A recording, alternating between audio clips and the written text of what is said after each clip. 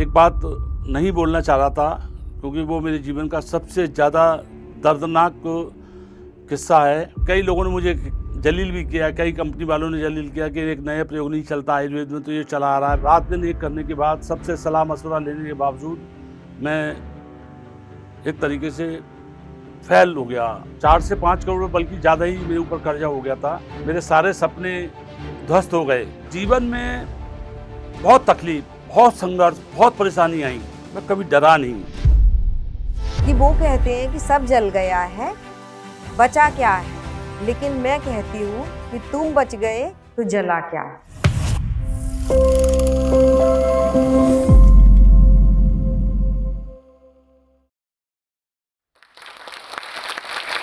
जोश से भरे इंसान कभी किसी को दोष नहीं देते। वो किसी तरह के लॉस से नहीं डरते। एक बात याद रखिए, गर्मी ना तो खून में होती है, ना ऊन में होती है, ना जून में, जून के महीने में भी नहीं होती। चून यानी रोटी में भी नहीं होती है। गर्मी केवल जुनून में होती है। आपके अंदर जुनून हो, आप जीवन की हर चीज को पा सकते हैं। परमात्मा गिने चुने लोगों को ही कुछ कर दिखाने के लिए ही संसार में चुनता है। ये बात मुझे भी नहीं मालूम थी कि भोलेनाथ ने मुझे चुना है। जब मैं अपने प्रोडक्ट साइकिल पर, रिक्शे पर, बसों में चढ़कर मार्केट में जाकर बेचता था, तो उस समय मैंने सोचा भी नहीं था कि मेरी कहानी कभी 11 करोड़ लोग देखेंगे। आपने अक्सर देखा होगा कि जोश के प्लेटफार्म पे अधिकांश लोग सूट बूट में आते हैं। आज भारतीय वेशभूषा कुर्ते पजामे में 62 साल का व्यक्ति आपके सामने क्या कर रहा है। ये कहानी मेरी है, ये कहानी अमृतम की है, और ये कहानी इस चीज़ की है कि कैसे हमने ज़ीरो से अमृतम को 100 करोड़ का ब्रांड बनाया। नमस्कार, मैं अशोक गुप्ता, ग्वालियर से। अमृतम फार्मास्यूटिकल्स का संस्थापक मेरे पिता हलवाई थे, और मेरी माँ अक्सर, उनको पैरालिसिस था, कुछ मेंटली प्रॉब्लम थी, डिप्रेशन था, मानसिक तकलीफ भी थी। चूँकि परिवार की स्थिति अच्छी ना होने की वजह से वो हमेशा बहुत चिंता में रहने के कारण बीमार रहती थी। बहुत छोटी-सी उम्र में मैंने नौकरी शुरू कर दी, 12-13 साल की उम्र में एक पब्लिशर्स के यहाँ, और वहाँ से मेरी शुरुआत हुई। साथ में फिर किराने का काम, कपड़े का काम, मैकेनिक का काम सीखा। ऐसा कोई काम, ऐसी कोई नौकरियाँ नहीं है जो मैंने नहीं की, लेकिन मेरा मन नहीं लगता था। मैं जबलपुर भी रहा हूँ काफ़ी टाइम। जबलपुर में मैंने जो है एक किताब वाले के यहाँ करीब 1 डेढ़ साल काम किया, लेकिन माँ की हालत ठीक ना होने के कारण मुझे लौटना पड़ा। और माँ को कई बीमारियाँ थीं। उनकी स्वास्थ्य को लेकर मैं हमेशा चिंतित रहता था, और कई बार मेरा कहीं काम में मन नहीं लगता था। बहुत अलग-अलग पैथियों में उनका इलाज कराया, लेकिन एक वैद्य थे, सर श्रीवास्तव जी थे, मैं छोटा ही था, तो किसी ने बताया, मैं उनके पास उनको माँ को दिखाने ले गया, और उन्होंने आयुर्वेदिक ट्रीटमेंट जब किया तो करीब 1 महीने में माँ को काफ़ी राहत मिली, काफ़ी आराम मिला। तब मैं उसी समय मैंने छोड़ा था, जबकि मेरी कोई आयुर्वेद से लेना-देना नहीं है, कोई पढ़ाई नहीं है। केवल जो भी कुछ है वो आयुर्वेद भगवान का दिया हुआ प्रसाद है, मैं ये मानता हूँ। तो तब से बहुत छोटी उम्र में ये बात बैठ गई कि मुझे आयुर्वेद की फ़ील्ड में जाना है। कोई रास्ता नहीं, कोई मार्गदर्शन नहीं, कोई तरीका नहीं, कोई पढ़ाई नहीं, फिर भी मन में ये भाव था कि मुझे लोगों की रोग बीमारी ठीक करना है। और ख़ासकर महिलाएँ बहुत ज़्यादा पहले से भी पीड़ित थीं, और आज भी बहुत ज़्यादा पीड़ित हैं। पीसीओडी वगैरह की जो शिकायतें हैं, और पुराने टाइम के कहें तो श्वेत प्रदा, लिकोरिया वगैरह, इस तरह की बहुत बीमारियाँ अक्सर महिलाओं को रहती हैं। तो मन में ये भाव था कि कभी मौका मिला तो मैं आयुर्वेद की फ़ील्ड में जाऊँगा। इस दरमियान बहुत सारे काम मैंने किए हैं जीवन में। रेलवे की दलाली का काम किया, बिल्टी छुड़ाने का काम किया, जो मिला जीवन में सब काम किए, कोई काम नहीं छोड़ा, और कई जगह नौकरी की। तो मुझे एक लोकल की एक आयुर्वेदिक कंपनी में मुझे नौकरी मिल गई एज़ ए पैकर के रूप में। तो मैं जाता, और अपने करीब 3-4 महीने मैंने काम किया, और सोचता कि यार पैकर से मेरा क्या होगा? मेरा तो उद्देश्य बहुत बड़ा है। तो संडे के दिन मेरे को छुट्टी रहती थी, तो मैंने एक दिन वहाँ के जो ओनर थे उनसे मैंने बोला कि मैं संडे के दिन आप कहें तो मैं मार्केट में चला जाया करूँगा ऑर्डर-वॉर्डर लेने। तो बोले अपना कहीं माल-वाल जाता नहीं है, लोकल में ही अपनी रिटेल अच्छी है, और यहीं मैन्युफैक्चरिंग होता है, तो सफलता नहीं मिलेगी। मैं कोशिश करता हूँ। खैर उन्होंने मेरी बात पर विश्वास किया, और मैं हर संडे को आसपास के जो छोटे-छोटे गाँव हैं वहाँ जाके वैद्यों से मिलता और अपनी प्रोडक्शन उनके बताता कंपनी में, तो कुछ-कुछ ऑर्डर मिलने लगे और वहाँ से मेरा जो है जर्नी शुरू हो गई। 30 साल तक मैंने लगातार कभी साइकिल से, कभी बस से, कभी, क्योंकि ट्रांसपोर्ट का साधन नहीं था तो मैं माल लेकर जाता, फिर उनके गाँव तक पहुँचाता। तो वो मेरे इस मेहनत से बड़े प्रभावित हुए। तो मैंने उनको सलाह दी, मैंने मार्केट में गाँव के अंदर स्कोप बहुत है, लेकिन माल पहुँचाने का साधन नहीं है। तो मैंने कहा कोई एक व्हीकल मिल जाए गाँव में जाने के लिए। तो कुछ टाइम बाद उनके दिमाग में बात बैठी, तो उन्होंने मेटाडोर जो गाड़ियाँ आती थी अ, उसमें सामान आ जाता था करीब 100 सवा 100 कार्टून, उन्होंने नई उठाई और मुझे दे दी। ये बात है लगभग 86 के आसपास की। तो मेटाडोर में करीब 100 सवा 100 दवाइयों के कार्टून भरकर मैं गाँव में जाता, ऊपर एक स्पीकर लगा हुआ था और माइक था। तो मैं हाट बाज़ार लगते थे उस समय, तो हाट बाज़ार में अपनी गाड़ी खड़ी कर लेता और उनके मंजन का मैं पब्लिसिटी प्रचार करता।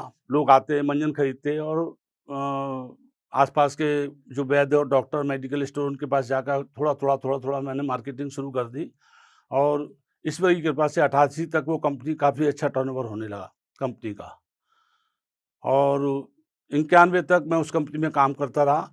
अचानक उस कंपनी में बँटवारा हुआ, परिवार में आपस में विभाजन हुआ, तो मुझे दूसरे भाई ने नौकरी के लिए बुलाया। तो मेरी शर्त थी कि मैं नौकरी तो नहीं करूँगा। मुझे अगर आप वो छोटी-सी एजेंसी दे दें, मेरे पास तो कैपिटल है नहीं, ज़्यादा पूँजी है नहीं, तो मैं अपना काम शुरू करना चाहता हूँ। तो अगस्त 1991 में उन्होंने मुझे एजेंसी दे दी और एक छोटा-सा संभाग मैं डिस्ट्रीब्यूटर बना दिया।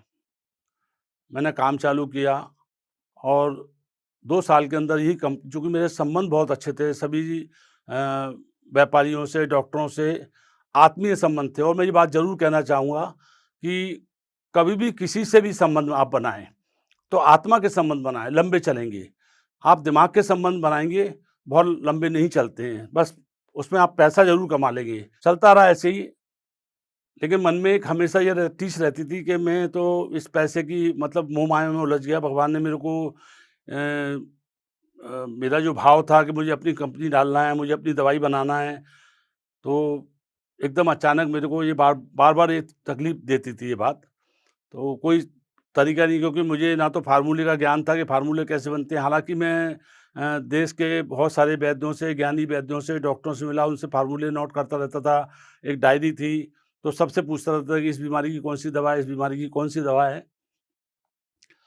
तो मेरे पास मटेरियल तो बहुत था, लेकिन जो आयुष मंत्रालय में फ़ार्मूला पास कराते हैं, उसका प्रोसेस, लाइसेंस लेने का प्रोसेस, ये मुझे सब नहीं ज़्यादा मालूम था। तो बहुत मेहनत करता रहा रात-दिन। कई लोगों से मिला तो कोई फ़ार्मूला बनाने को तैयार नहीं, कोई एक फ़ार्मूले के 10,000 20,000, उतनी मेरे पास कैपिटल थी नहीं, माँगते थे। फिर मैंने अपनी, चूँकि मेरे को पढ़ने का भारी शौक रहा, आज मेरे यहाँ बहुत अच्छी एक लाइब्रेरी है जिसमें कि लगभग आयुर्वेद के बहुत सारे ग्रंथ हैं, वेद हैं, पुराण हैं और काफ़ी अच्छी बड़ी लाइब्रेरी है। मैंने अपनी खुद ही मेहनत करके रात-दिन पढ़-पढ़ के, किताबों का अध्ययन करके और वैद्यों के जो प्राचीन, जो मैं जितना घूमा था पिछले इतने सालों तक, 25-20 सालों तक घूमा, उन सब का अनुभव निचोड़ निकाल कर मैंने अपने खुद के फ़ार्मूले बनाए और 2006 में मैंने अमृतम की शुरुआत की। 2006 से लेकर 2013 तक मैंने, बल्कि 2016 तक पूरी ताकत डाल दी, लेकिन वो कंपनी चल नहीं पाई। ऑफ़लाइन में भी सफलता मिली, फिर नहीं मिली, कुछ प्रोडक्ट चूँकि क्या है कि ये देश का पहला अनुभव था। अभी तक भारत के अंदर आयुर्वेदिक अभिलेख, जिसको हम कहते हैं माल्ट या सप्लीमेंट, बनाने वाली कंपनी ना के बराबर थी। और ये मेरा नया प्रयोग था, क्योंकि ज़्यादातर वैद्यों का ये कहना था कि देखो, सिरप के अंदर काढ़े की मात्रा तो बहुत कम होती है, ज़्यादातर शक्कर और ग्लूकोज़ होता है। तो आप एक ऐसी चीज़ बनाइए जिसके अंदर सारी जड़ी-बूटियों का रस आ जाए, उसका अर्क आ जाए, काढ़ा आ जाए, आयुर्वेद में रस-वस में होती हैं, वो भी उसके अंदर आ जाए, हैं? मसाले आ जाएँ, क्योंकि ये सारी चीज़ें इम्यूनिटी बूस्टर होती हैं। मार्केट में गए, ज़्यादा अनुभव था नहीं, जिन लोगों से सलाह ली, उनको भी इतना अनुभव नहीं था। मार्केट में जब माल गया तो बॉटलें एकदम काफ़ी फूटने लगी, लीकेज होने लगी। कई दुकानदारों के तो शोकेस खराब हो गए, कार्टून गोडाउन खराब हो गए। तो फिर मैंने छोटे-छोटे प्रयोग किए और 2006 से लेकर 2016 तक बहुत कोशिश करने के बाद, बहुत प्रयास करने के बाद, रात-दिन एक करने के बाद, सबसे सलाह-मशवरा लेने के बावजूद मैं एक तरीके से फ़ेल हो गया। मेरे पे कर्ज़ा भी काफ़ी हो गया था। अब आप सोच सकते हैं कि 2006 से 2016 तक पूरे 10 साल मैं पूरी तरह से पूरी मेहनत मैंने सब कुछ अपना दाँव पे लगा दिया, पूरे जुनून के साथ उस काम में लगा रहा और अंत में मेरे पास कुछ नहीं था, बल्कि बहुत सारा और कर्ज़ा बढ़ गया था और अंत में डिप्रेशन में आ गया। सोचा कि शायद ऊपर वाले की मर्ज़ी नहीं है कि इस पुनीत काम को मैं पूर्ण कर सकूँ। मेरे सारे सपने ध्वस्त हो गए। जो सोचा था वो ऐसा संभव हो नहीं पा रहा था और कई लोगों ने मुझे जलील भी किया, कई कंपनी वालों ने जलील किया कि एक नया प्रयोग नहीं चलता आयुर्वेद में, तो ये चला आ रहा है, वैसे ही है, ये वो। मैं एक बात नहीं बोलना चाह रहा था क्योंकि वो मेरे जीवन का सबसे ज़्यादा दर्दनाक किस्सा है। मैं जिस कंपनी को चलाने में, आगे बढ़ाने में पूरा जीवन झोंक दिया, 1991 से लेकर 2016 तक 25 साल मैं एक परिवार का सदस्य होने के बावजूद भी मेरे साथ करीब नहीं तो 60-65 लोगों की बहुत बड़ी टीम थी मार्केटिंग की। काफ़ी बड़ा मेरा एम्पायर था।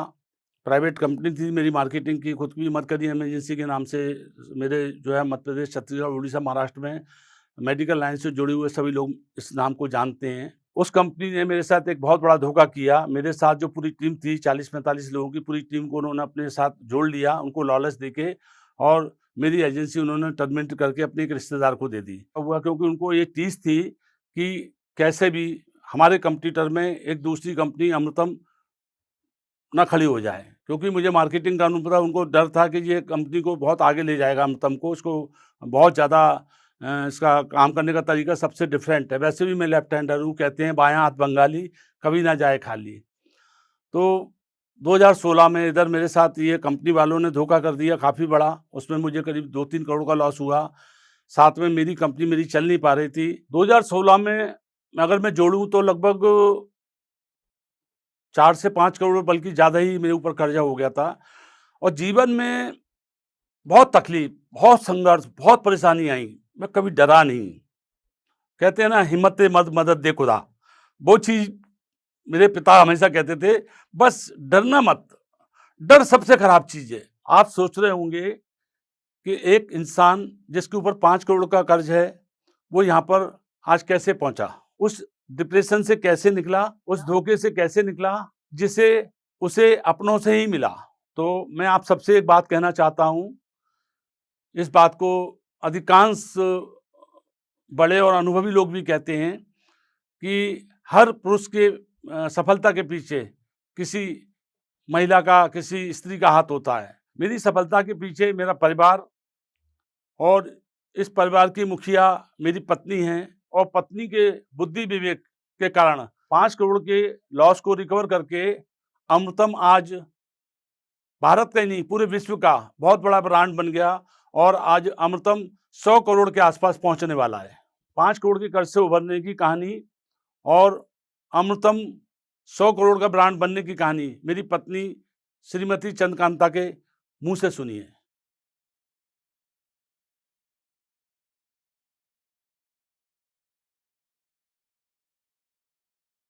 नमस्कार, मेरा नाम चंद्रकांता गुप्ता है। अमृतम को 2016 के बाद आज हम ऐसा देखते हैं, लेकिन हम 2016 में 16 से पहले मैं सिर्फ़ एक हाउसवाइफ़ थी और मुझे बिल्कुल बिज़नेस का कोई आइडिया नहीं था।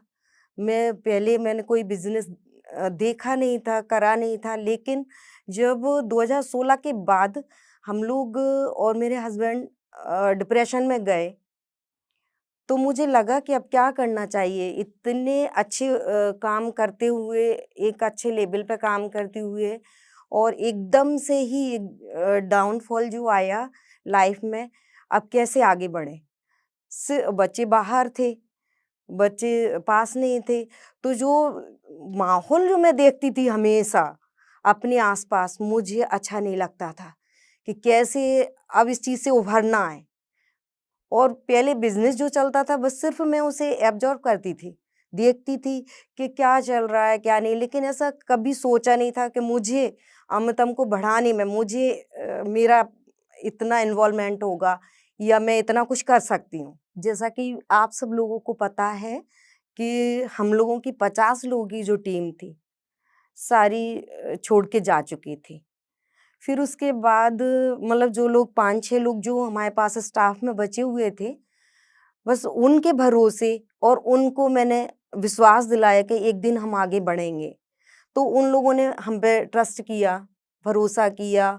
मैंने भी उन लोगों के भरोसे को बनाए रखने के लिए बहुत प्रयास किए कि कैसे आगे बढ़े जी अमृतम।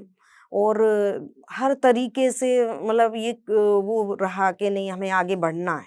अब मैंने खेला यहाँ से अपना मास्टर स्ट्रोक, जिसमें मैंने अपने बच्चों को बुलाया और फिर उनको बोला कि जो आप स्टार्टअप्स करे हो, चला रहे हो, उनको स्टॉप करो और अपने अमृतम को स्टार्ट करो, अपनी फैमिली बिज़नेस को स्टार्ट करो। तो फिर उसमें आया काफ़ी चेंज और यहाँ से हमने कभी पीछे मुड़कर नहीं देखा। अब मैं आपको बताती हूँ कि वो क्या 2-3 महत्वपूर्ण बदलाव थे और आज हम 100 करोड़ का ब्रांड बन पाए हैं। आप भी जब किचन में होती होंगी, तो देखती होंगी कि मसाले कैसे बिखरे पड़े हुए हैं, तो आपके दिमाग में भी आता होगा कि इनको कैसे अरेंज कर दूँ। वही चीज़ मैंने अमृतम में किया। मैंने पहले देखा कि बैंक का लोन कितना है, ज़मीन कितनी है और ऐसे कर्ज़दार कौन से हैं जिनको हमें कर्ज़ चुकाना है। जब मैं चीज़ों को समेटने में जुट गई, तो मैंने देखा कि इतना भी कुछ हमारे साथ बुरा नहीं हुआ है कि हम वापस कम बैक ना कर पाएँ। मैंने एक लाइन इंटरनेट पे पढ़ी थी कि वो कहते हैं कि सब जल गया है, बचा क्या है? लेकिन मैं कहती हूँ कि तुम बच गए तो जला क्या है? और जब मैंने सारा कैलकुलेशन अपने बच्चों को समझाया, तब हमें समझ आया, तब हमारा अगला गेम क्या होगा। अब से हमने फिर अमृतम के सारे प्रोडक्ट के लोगो बदलने से बॉटल, लेबल, मार्केटिंग, वेबसाइट सारे चेंजेस किए, लोगों को हायर किया और फिर वहाँ से हम लोगों को एक नया स्टाफ मिला। तो 2019 में हमारा हेयर केयर प्रोडक्ट काफ़ी हिट हुआ। तो हमें बहुत अच्छा लगा कि चलो हमारे प्रोडक्ट लोगों को पसंद आ रहे हैं। लेकिन उस टाइम 2020 में कोविड आया। कोविड में हेल्थ केयर के लोग सब हेल्थ के लिए ज़्यादा परेशान थे और हेल्थ प्रोडक्ट माँगना स्टार्ट किया, जो हमारे पहले से थे ही प्रोडक्ट, लेकिन हमने उन पर कभी फ़ोकस नहीं किया था, क्योंकि उस वक़्त सिर्फ़ हेयर केयर पे ही हम फ़ोकस कर रहे थे। 2020 में हमने अपना मॉल्ट मॉल्ट पे फ़ोकस किया, लोगों ने माँगना शुरू किया, उनकी हेल्थ ठीक होना शुरू हुई। तब हमने सोचा कि अरे! हमारे पास तो बहुत ही अच्छा प्रोडक्ट है। तो फिर आज भी हमारा जो नंबर 1 ब्रांड है, वो नारी माल्ट है। नारी माल्ट जो सभी मतलब लेडीज़ महिलाओं से संबंधित जो भी प्रॉब्लम है, उनको वो ठीक कर रहे हैं और हमें भी फिर विश्वास हुआ कि माल्ट सबसे अच्छे प्रोडक्ट है हमारे। इस प्रोडक्ट के हिट होते ही हमने हमारे पास पैसा भी आने लगा और हमने लोगों का पैसा देना भी शुरू कर दिया। 2019 के बाद वो आज 2025 है, जिसमें हमने 6 लोगों की टीम से स्टार्ट किया था। आज हमारे पास 200 लोगों की टीम है। कहाँ हमारा एक प्रोडक्ट हिट हुआ था और आज हमारे 100 से ज़्यादा प्रोडक्ट हैं जो लोगों के स्वास्थ्य को सुधारने में मदद कर रहा है। कहाँ हमने 5 करोड़ के कर्ज से स्टार्ट किया था और आज हम 100 करोड़ का ब्रांड बन चुके हैं। मैं उन हाउसवाइफ को मैसेज देना चाहती हूँ कि यदि आप कम पढ़े लिखे भी हैं और नहीं कुछ जानते बिज़नेस में भी, लेकिन प्रकृति आपको एक मौका देना चाहती है, उस मौके का ज़रूर फ़ायदा उठाएँ और आगे बढ़ें और जैसे आप किचन सँभाल सकती हैं, परिवार को सँभाल सकती हैं, तो ऐसे बिज़नेस को भी आगे बढ़ा सकती हैं, परिवार का सपोर्ट कर सकती हैं। जैसे मैंने वो हौसला किया है, वैसे आप भी वो हौसला करें और आगे बढ़ें।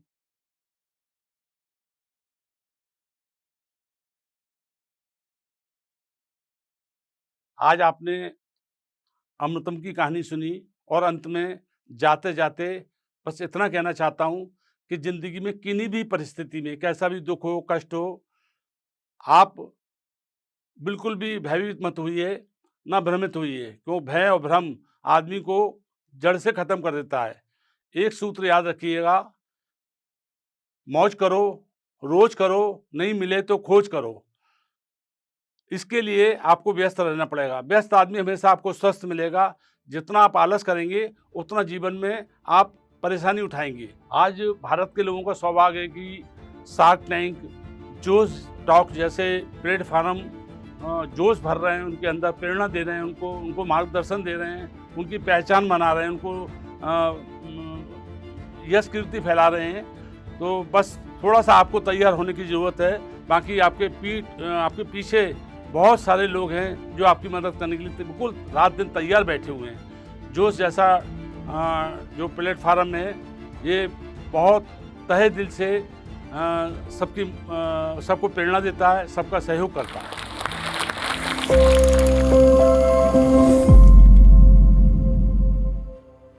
हाय, मेरा नाम श्रेया शर्मा है और ये कहानी मैंने क्यूरेट की है। जब पहली बार मैंने इंटरनेट पे ये खबर पढ़ी थी, इनके बारे में जाना था, तो मुझे लगा था कि ये स्टोरी तो हमें करनी ही चाहिए। ये स्टोरी जोश टॉक्स पर आनी ही चाहिए। और जब हमने इनसे गूगल मीट पे बातचीत की, इनकी स्टोरी के तह में जाने की कोशिश की, तो मैं थोड़ा संकोच में थी कि क्या ये इतने कॉन्फिडेंस के साथ अपनी कहानी हमारे मंच पे सुना पाएंगे। और जब हमने ये पूरी कहानी रिकॉर्ड की, और कहीं ना कहीं आप देख पा रहे होंगे कि कई जगह ये रुके हैं, कई जगह इनके शब्द लड़खड़ाए हैं, क्योंकि 60 साल का जो जीवन अशोक जी ने जिया है और जो संघर्ष उन्होंने किया है, वो 20 मिनट में या 25 मिनट में बता पाना इतना भी आसान नहीं होता है। अगर आपने ये कहानी अंत तक सुनी है तो हम आपके शुक्रगुजार हैं, और हम कोशिश करेंगे कि हम ऐसी कहानियाँ आप तक लाते रहें। आप हमें कमेंट करके ज़रूर बताइएगा कि ये कहानी आपको कैसे लगी और कैसी कहानियों का इंतज़ार आप जोश टॉक्स पर करते हैं। इस कहानी को क्यूरेट किया था मैंने। इस कहानी को YouTube के माध्यम से आप तक पहुंचाने वाले हैं राहुल। इस कहानी को एडिट किया है धर्मेंद्र कुमार ने।